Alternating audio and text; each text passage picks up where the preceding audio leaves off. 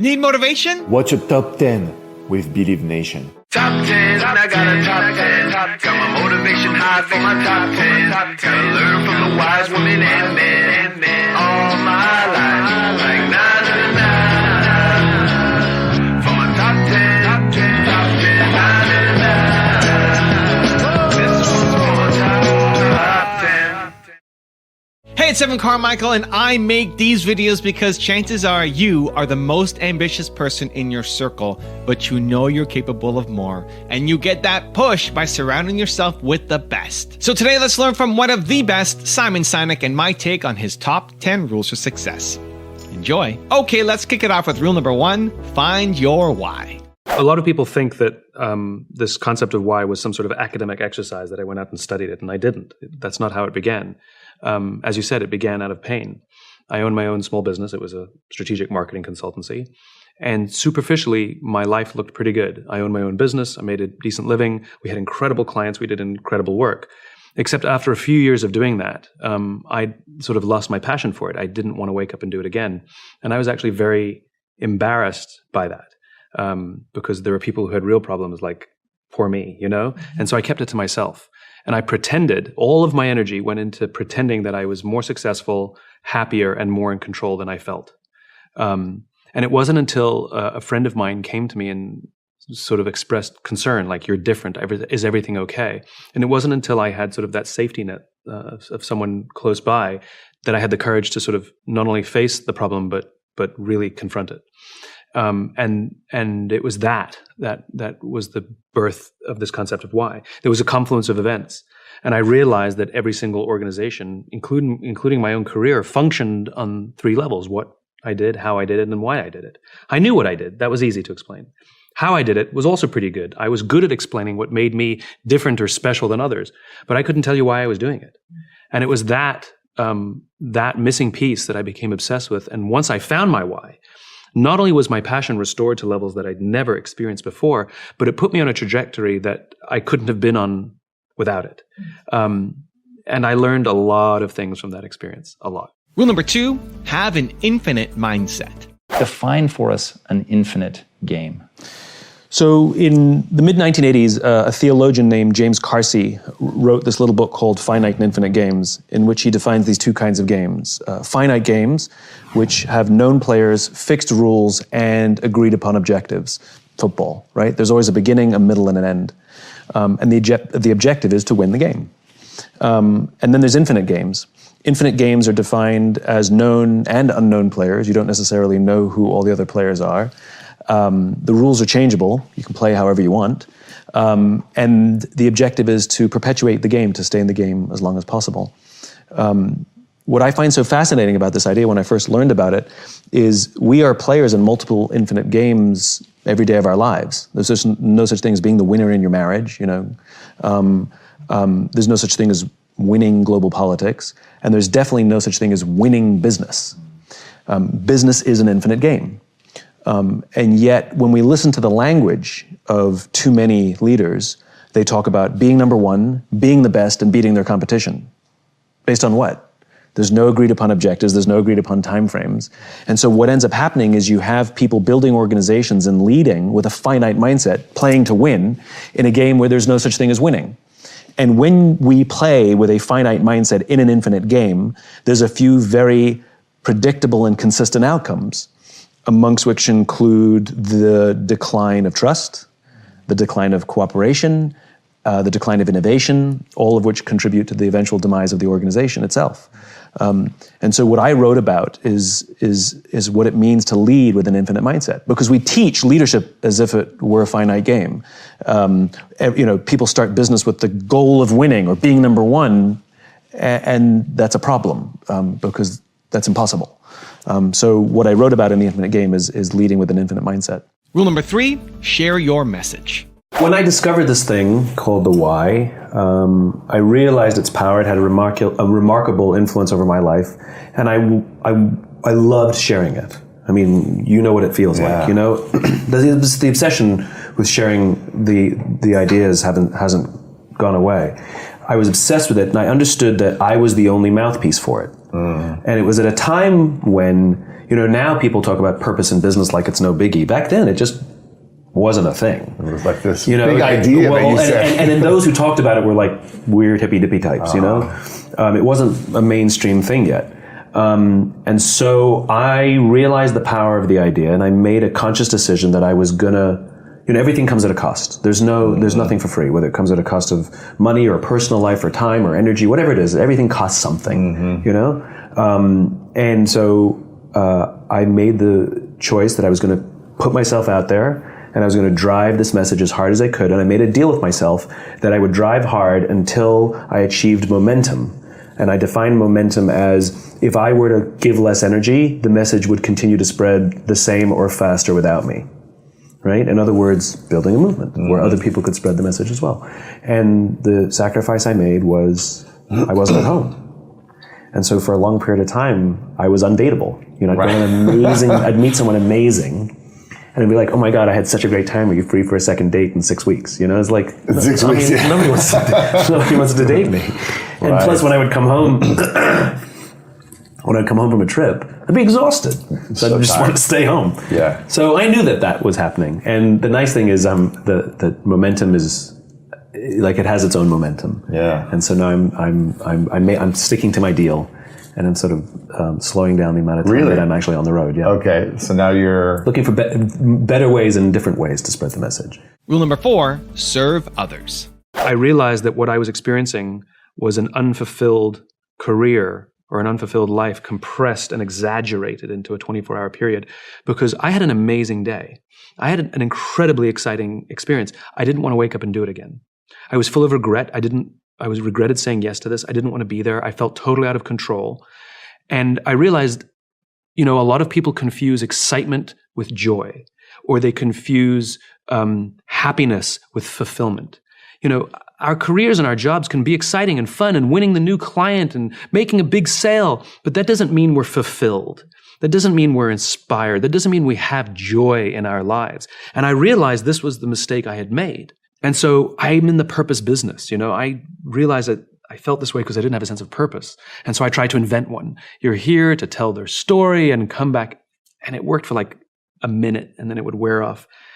And I ran out of solutions. I was paranoid. I was scared. I was depressed. I was out of control and I had no solution. And so I lay in that bed and I gave up. I gave up. I had nothing else. And having given up, I decided that if I was going to get stuck here, I might as well make myself useful. And so I was going to volunteer to speak anywhere and as often as they wanted me to help out some of the amazing people that I'd met. I don't care if I had to carry heavy boxes or sweep floors. It didn't matter how menial. I wanted to serve those who served others. And upon making that decision, this amazing calm came over me, an excitement even. I was excited to now be there, and I couldn't wait to get to work. Also, if you want to build more confidence, the science says it can take up to 254 days of consecutive action to successfully build a habit. So I've created a free program for you where every day for 254 days, I will send you an unlisted video to your email, absolutely free, to help you build your confidence. The link to join is in the description below. Even though I'm going to sell you the most beautiful hammer, I'm not going to guarantee the structural integrity of the house. Something remarkable happens. Trust emerges. And make no mistake of it, trust is a feeling, a distinctly human feeling. Some people see the thing that they want, and some people see the thing that prevents them from getting the thing that they want. Rule number 5, prioritize will over resources. There are two currencies in the infinite game, will and resources. Resources is money. You need money to stay in the game, but you need the will of the people as well. And the problem is that when we organize to win, that means the score is more important than the inspiration and motivation that people have to give their blood, sweat, and tears.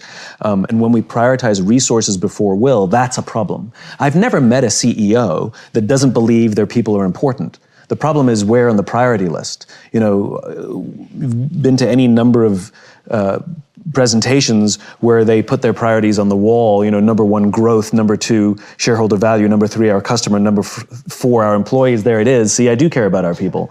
And the reality is, as social animals, we want to work for and we're willing to give our blood, sweat, and tears to leaders who understand that the balance of those two essential currencies, the balance of those two things has to come before resources. And that doesn't mean 90-10. When I talk about putting people before profit, people freak out, which is ridiculous. You need fuel for the car to go. Money is fuel for the organization, of course. Even if there's a leaning, if it's 51-49, there has to be a slight leaning towards people, because there will always be decisions that a company has to make in which those two cannot both be supplied, and one will have to be sacrificed. The question is, which will you always prioritize? Let me give you a hypothetical example to make my point. 2 CEOs. The first CEO says, our number 1 priority is growth. And of course, our people are important, because if we take care of our people, we will meet and exceed our financial goals. Second CEO says, our number 1 priority is our people. And if we take care of our people, we will always meet and exceed our financial goals. Which one would you rather work for? I don't want to prioritize. I mean, it's obvious, right? It's obvious. So this is what it means to prioritize will over resources. It has, of course, money matters, but the people matter more. Rule number 6, practice empathy. This is the practice of empathy. That if we're struggling to communicate to someone, if we're struggling to help someone be at their natural best, I'm tired of people saying to me, how do I get the best out of my people? Really? That's what you want? They're like a towel, you just wring them. How can I get the most out of them? No, how do I help my people be at their natural best? Right? We're not asking these questions. We are not practicing empathy. We have to start by practicing empathy and relate to what they may be going through. And it will profoundly change the decisions we make. It will profoundly change the way we see the world. Rule number 7, have no regrets. We make time for the things that matter to us. Yeah. And of course I have regrets, but regrets is not, I wouldn't use the word regret. Of course there are things that I missed. But I made a choice, and I'm very happy with that choice, and I stand by that choice, because not only have I had the opportunity, the amazing experience to spread this message and see it actually grow and be bigger than me, but I've had the opportunity to live an absolutely surreal life because of it. My life profoundly changed course, and I can't. It's not fair to compare those things. They're not equals.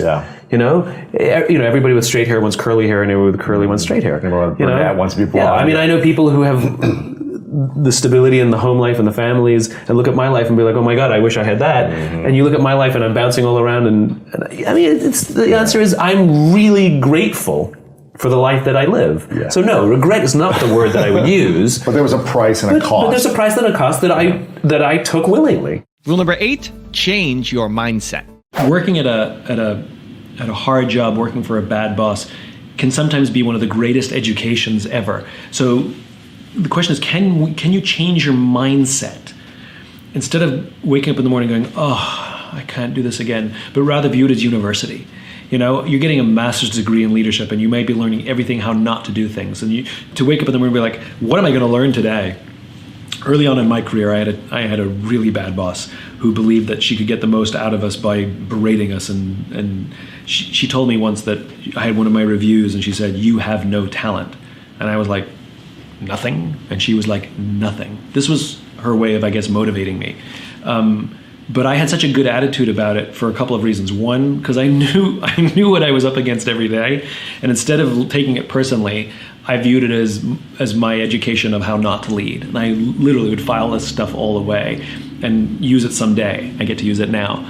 And also, misery loves company. I had a fantastic relationship with my team. We looked after each other because we all had this oppressive boss. We would compare the advice that we got in our little career building sessions, and we took care of each other. And so we had a responsibility to each other, and that's where we cut our teeth on being leaders. And it actually made the job wonderful. Yes, there were days that were oppressive. Yes, there were days that I hated. Yes, there were days I wanted to pull my hair out and just quit.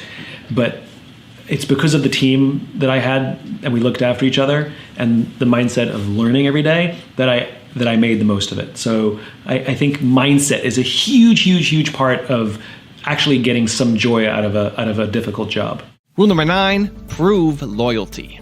The thinking of Milton Friedman, the 1970s economist, has really dominated sort of business theory today. He theorized that the responsibility of business, this is his definition, the responsibility of business is to maximize profit within the bounds of the law, right? What about ethics? You know, like a pharmaceutical company that raises the price on essential drug 200%, 300%, 500%, 800%, it's not illegal. It is unethical. Right? It makes us uncomfortable, and yet the law is not broken. That's not a good enough standard to run a business. And it was his thinking that gave rise to the theory of shareholder supremacy, which was a theory proposed in the late 1970s, where we prioritize the wants, needs, and desires of a shareholder over the needs of the customer or the employee, which is like a coach who's trying to build a great team by doing what the fans want versus what the players need, right? That's basically shareholder supremacy.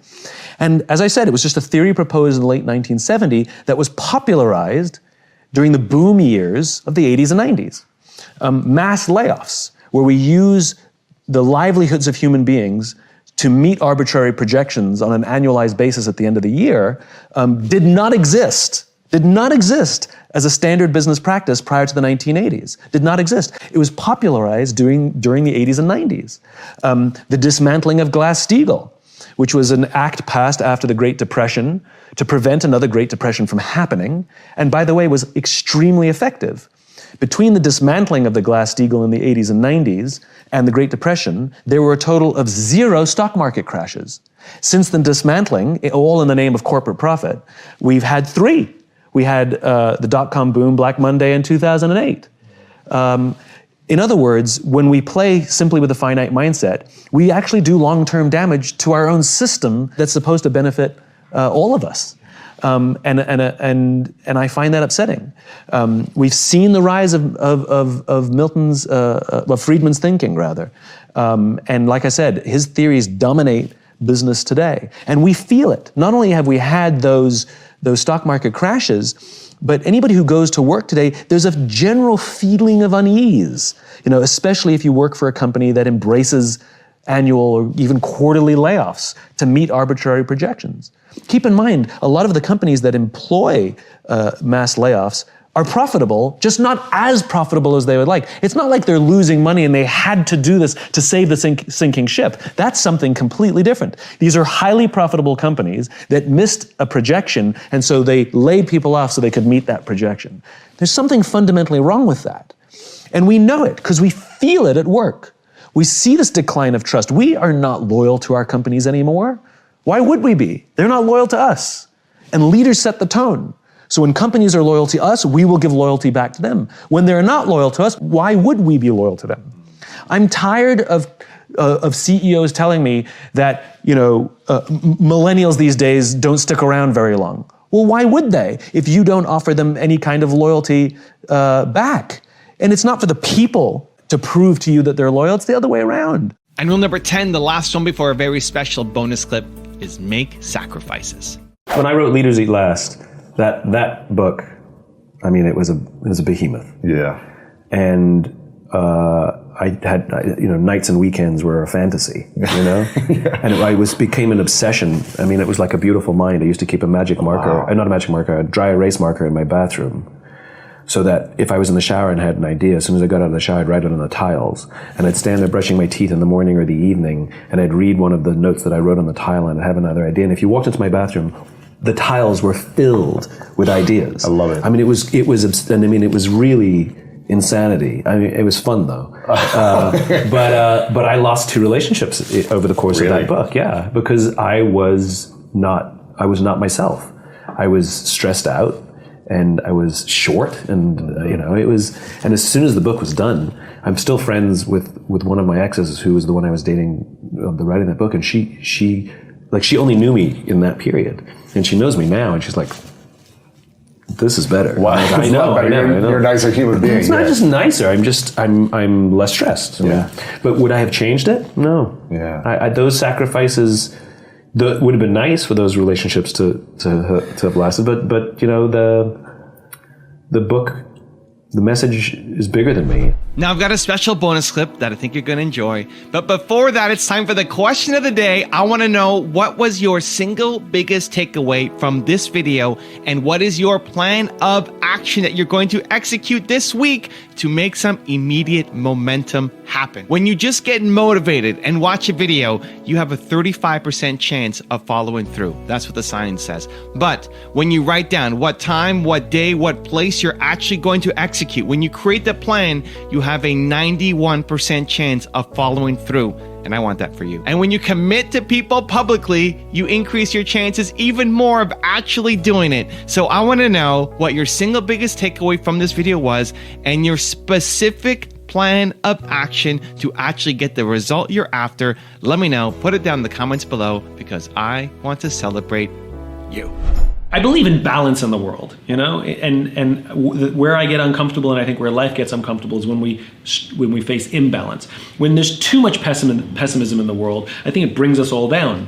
And the way to defeat pessimism is with optimism. But at the same time, as all you have is optimists, then I think we're all going to be living in a cloud, and and we become blind as well.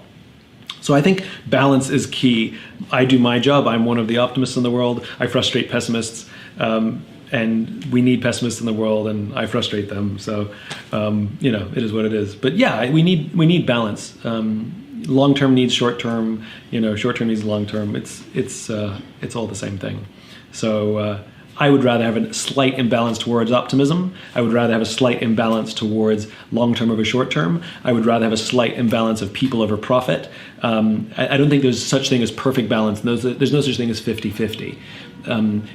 At some point, we're going to face decisions where something has to give. You can't have two things be equal all the time. And so I do believe in biases. So even though, yes, we need pessimists, we need slightly more optimists. Even though, yes, we need short-term thinkers, we need slightly more long-term thinkers.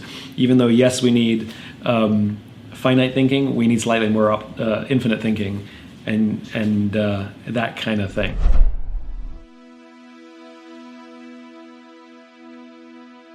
If you want to change your life in the next 30 days for free, check out my training right here below. Or if you want 10 more awesome rules from Simon Sinek, check out the video right there next to me. I think you'll enjoy them. Continue to believe, and I'll see you there.